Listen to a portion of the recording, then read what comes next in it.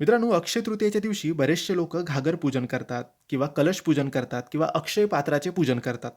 तर हे पूजन कोणत्या शुभ मुहूर्तावर करावे, ही सगळ्यात मोठी गोष्ट असते. आणि शुभ मुहूर्तावरच हे शुभ गोष्टीचे पूजन झाले पाहिजे. किंवा या दिवशी बरेचसे लोक व्यवहार करतात, मोठमोठे व्यवहार करतात. कारण 3.5 मुहूर्तांपैकी एक संपूर्ण मुहूर्त या दिवसाला मानले जाते.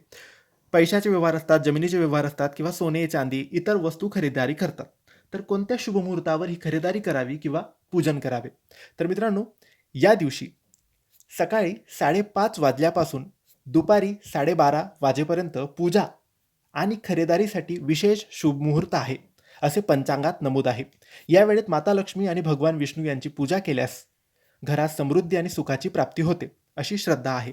तर तुम्ही सकाळी 5:30 पासून दुपारी 12:30 पर्यंत पूजा करू शकतात किंवा वस्तूंची खरेदारी करू शकतात किंवा तुमचे व्यवहार करू शकतात.